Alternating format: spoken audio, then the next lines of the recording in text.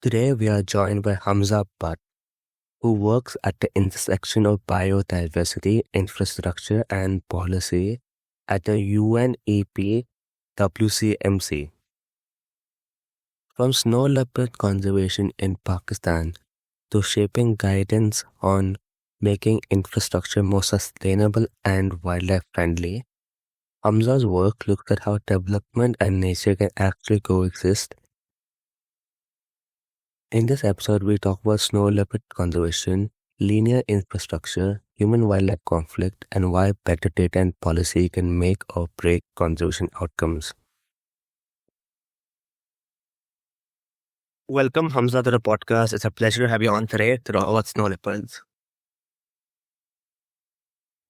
Thank you, Anish. So, what got you interested in conservation and talk about your work at the UNEP-WCMC? I think it was, I got into the sector by accident, but that accident was kind of, it had a deep-rooted passion for conservation, which is why it kind of steered me into that direction. I did a bachelor's undergrad degree in economics from Pakistan, and right after the economics degree, you're kind of exploring, it's quite an open-ended degree, and you're kind of exploring what to do next with life.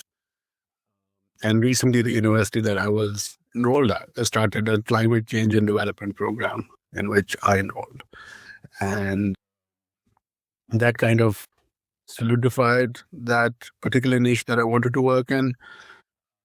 I was always involved in volunteering, fundraising, social development initiatives and activities. So that kind of also helped me with that. Furthering, after my master's in climate change and development, right after the completion and right before the dissertation submission, I got an offer from the Cardiff University to pursue a program in environmental policy. And that kind of further zoomed in and set that direction where I wanted to, where life was taking me. Next, my first job was in sustainable solid waste management within this sector, first relevant job, I would say. And then the next one was the World Wild Fund for Nature, the WWF office in Pakistan. And I think it was just that flow of life that it just steered me into that direction. And I always had a passion for mountains, always had a passion for nature. And even as a child, there was not a single summer when me and my family did not go to the mountains to spend our vacations. And at WWF, I kind of got that opportunity to kind of, bring that passion to life, do something about it. As a child, I would witness that deterioration of the natural areas and deterioration of ecosystems over the years. And yes, I got to work in the mountain ecosystems when I was at WWF, and that further got enhanced, that work, taking that to a global level from the Hindu Kush Himalaya region to a global level when I joined the UNEP-WCMC, which is the biodiversity arm of the UN Environment Program based here in Cambridge, UK. What I do here, I work at the intersection of nature and economy. And within the economy, I focus on infrastructure. And within nature, I try to focus on the wildlife part of it. And it's been 4 years in this role, and I guess that every day is a new day, and every day the passion for nature conservation is renewed. So let's focus on snow leopards because you have worked a bit out with snow leopards.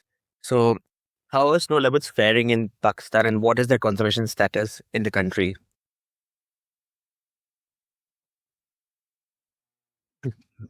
if I am to give a short answer, snow leopards are not faring well in Pakistan.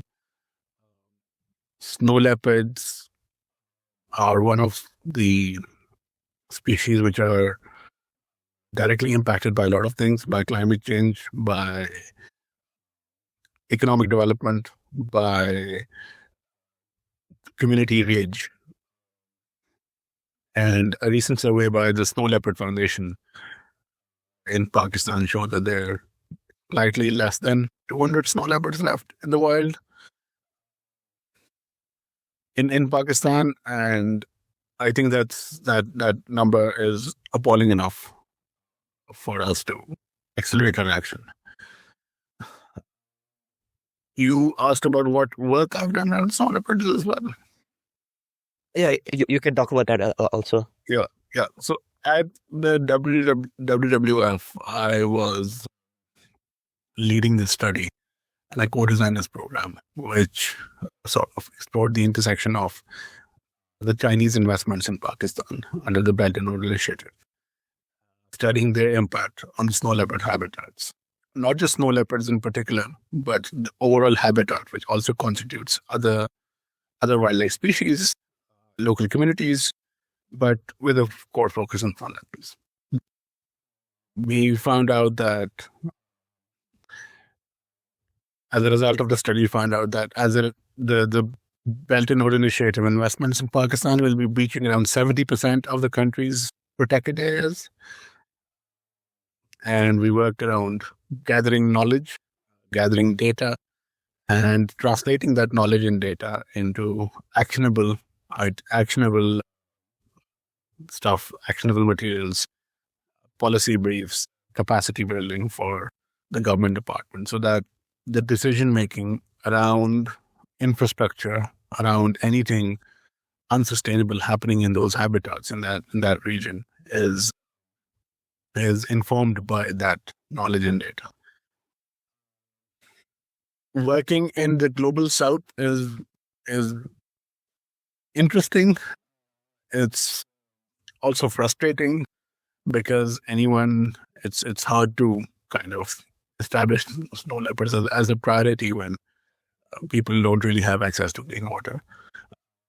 But it took us a lot of time, and we were able to, convince some government stakeholders to at least consider or build their knowledge on what wildlife crossing infrastructure is. Whether you build an underpass or an overpass for the small leopard to pass, so that the road, the cars on the road do not end up hitting the snow leopards when they're crossing the roads. And also other mitigation measures like, sound control, like control over the type of vehicles going. Anyway, cutting that short, that work was done in Pakistan. Most recently, I was a co-author of this policy guidance published by the GSLAP, Global Snow Leopard Ecosystem Protection Program, which has launched this guidance on the actions that need to be taken into account while planning linear infrastructure in this Hindu Kush Himalaya region, which constitutes over 12 countries in the Central and South Asian region, where the snow leopard is predominantly present. This policy guidance has been adopted by the environment ministers of the 12 home range countries, and we're hoping to potentially come up with a dedicated country-specific guidance, which gives you the dimensions, which gives you exact measures that need to be taken in specific areas of the countries. So, for example, in the next step, Pakistan would have potentially specific guidance on if they're building a road in that region, what needs to be done around that road. In India, similar. So each country should have specific guidance on that thing. Yeah, thanks. So yeah, we'll get back to linear instruction a bit, but before that, let's talk about how severe is the issue of human snow leopard conflict in Pakistan, and is poaching of snow leopards a major threat?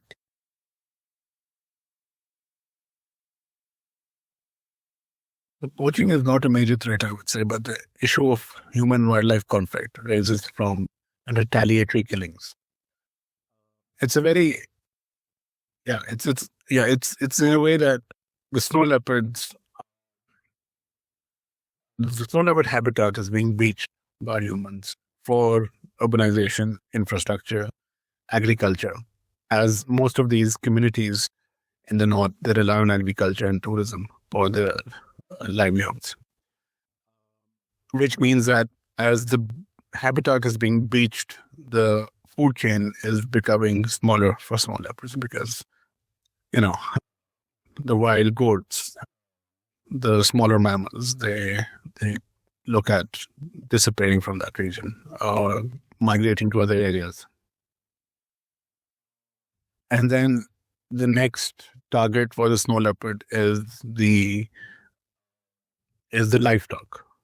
The snow leopard attacks the livestock, kills the sheep, kills the cattle of the farmers, and then in retaliation, the farmers then kill the snow leopards to avoid any further killings. So there was this incident, and it might be interesting for some wildlife psychologists or behavior and behavioral analysts,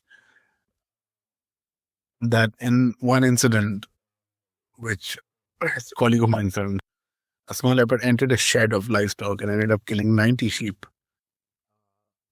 It could not eat all of them, but imagine the loss that incurred to that small shepherd whose entire livelihood depended on those 90 sheep. So it killed the 90 sheep, it took one or two away, and it just left the rest of them there. In return, then the snow leopard, this is how the human wildlife conflict is rising. The farmers would then kill the snow leopards to avoid any further damage.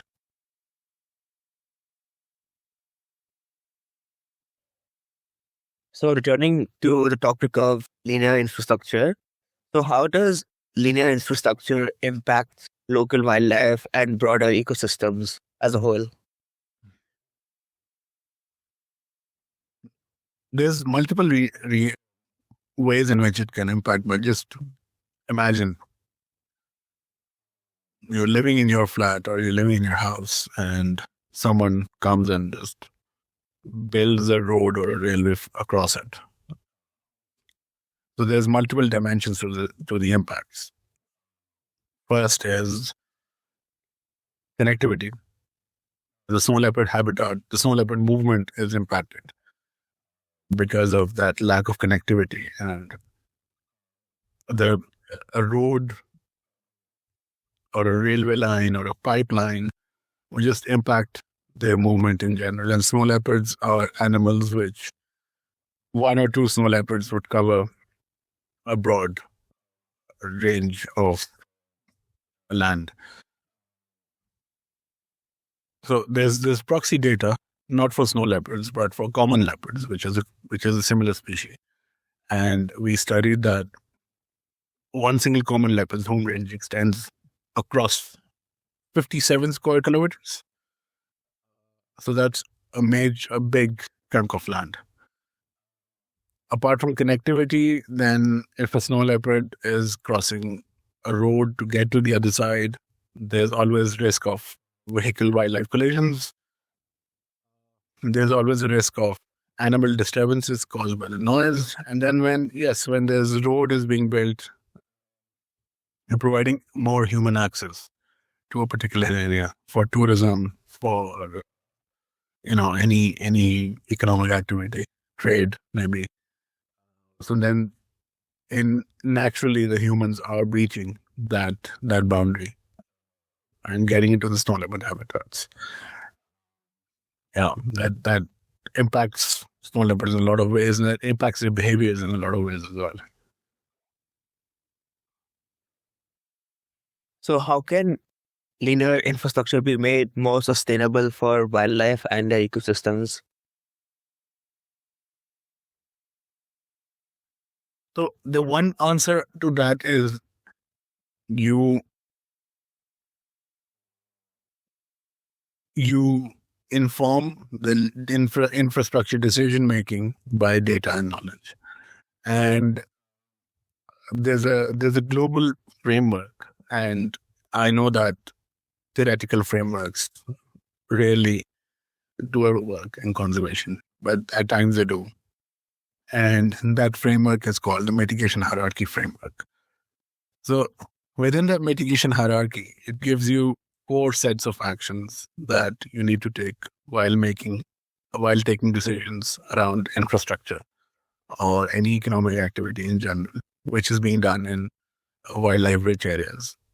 It says that the mitigation hierarchy says the first step is avoid making infrastructure, avoid making a road in that area. If it cannot be avoided, mitigate the impacts of the infrastructure and that development in that region. If not, if that can be done either, then restore. And if that can be done either, then offset. So there's this 4 actions that could be taken. And within the snow leopard guidance that I was telling you about, we've kind of highlighted actions that could be taken under all these 4 steps while planning infrastructure, particularly in the snow leopard habitats.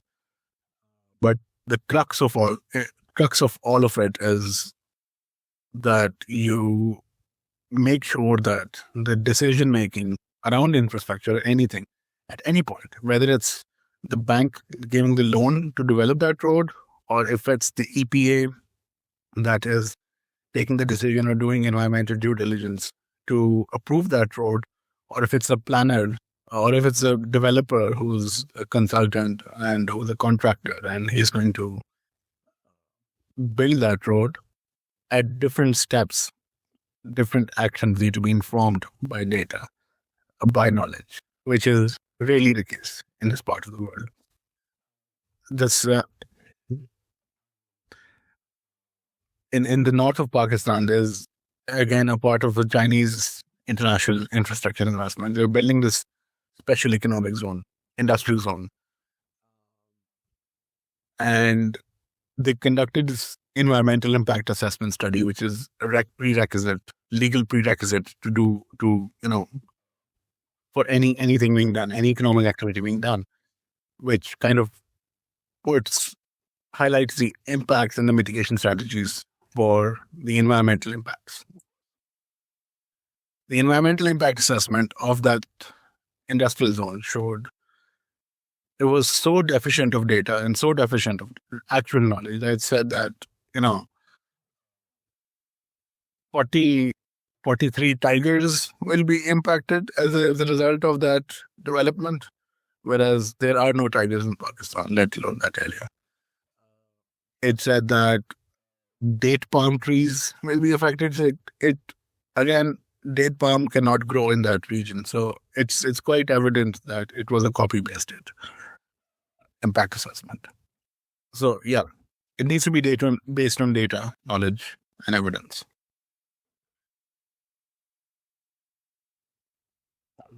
For a second, I was very confused when you mentioned tigers. I was like, did I miss something? For a second before you mentioned that it is fake, I was like, that tiger in Pakistan. I was so confused for 2 seconds.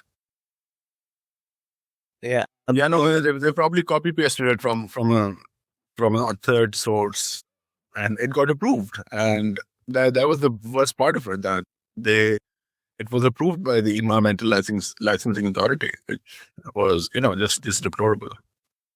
I think so. Something similar happened in India a few years ago with this dam in the eastern Himalayas, and it's a similar story. Like there were species that were not found ever in India were being recorded. Then there's some 50 tigers.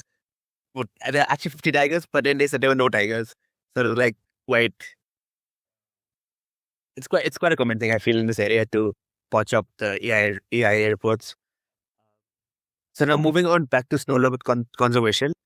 So talk about some of the other conservation initiatives in Pakistan to save the snow leopard.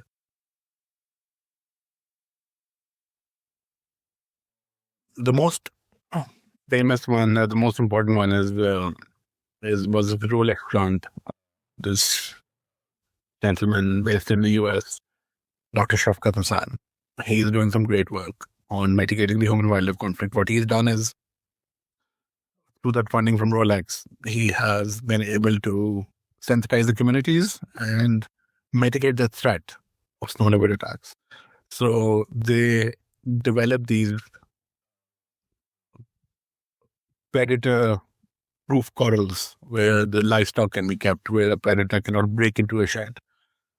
Predator like a snow leopard or the wolf or the Himalayan brown bear, they don't break into a shed and they cannot actually kill the livestock. And then there's community sensitization on how to build those corrals, those predator-proof sheds, how to make them more secure. And then there's also this, under the same program, there is this livestock insurance program. The livestock insurance program has that, as the name suggests, you insure your livestock for a very low premium. And then there's an entire verification process. And the snow leopard kills your sheep, you get money in return. And the incentive is that you get the money, but then you don't get to kill the snow leopard as a retaliation. That's one thing. The other is, so this program, let me reiterate, has been very successful. And I think it was a pioneering program, and all the credit that most of the pioneering credit that goes for snow leopard conservation goes to should be going to this program, really. The second is under the WWF. They are considering, they're doing the study on mapping snow leopard habitat. They are looking at building the capacity of government stakeholders and coming up with an action plan. Now, to what extent that action plan would be adopted by the government, we really don't know yet, because the government uptake for such initiatives is low, but at least something is being done and there's some knowledge being produced. Sadly, there's not a lot of work happening as much as one would like, but yeah, it is what it is.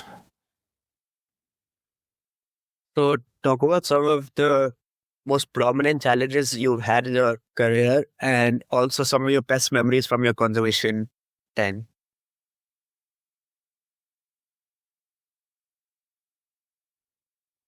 I think the core challenge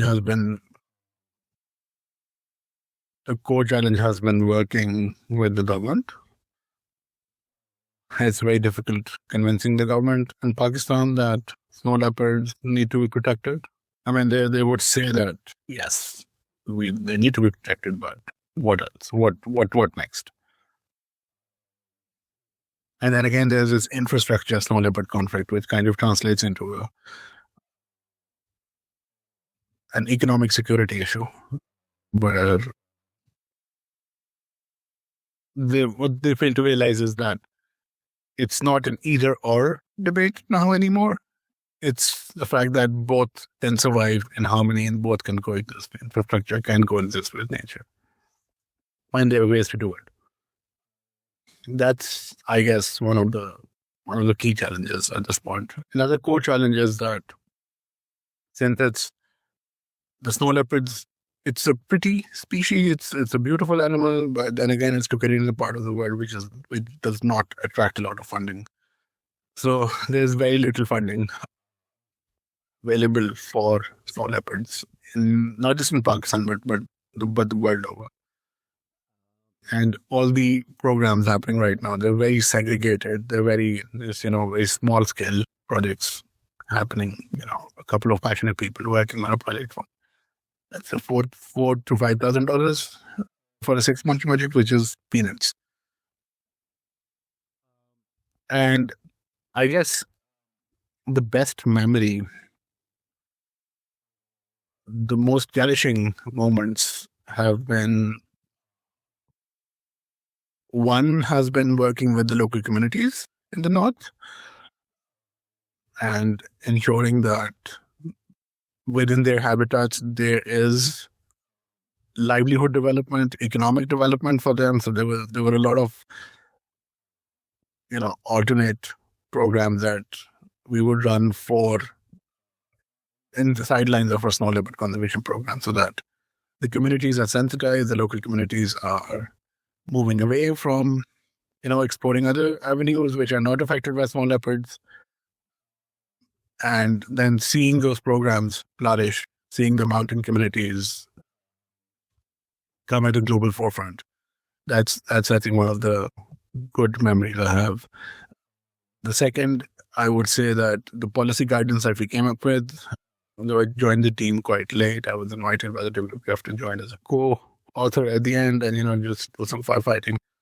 But I think that is one of the good memories and good things that we were able to come up with, particularly the adoption or the recognition of this guidance document by the Council of Ministers, the GSLAP. So we developed this guidance document, and then it was adopted and recognized and endorsed by the ministers. So that endorsement means that they are, I wouldn't say legally bound, but at least morally bound to follow that guidance in their future actions. If that can happen, and if we're able to make sure that that guidance is followed, then I think it was a very successful piece of work that we did. So that is the final question I had for you today. Thank you so much for your time for the podcast. Thank you so much.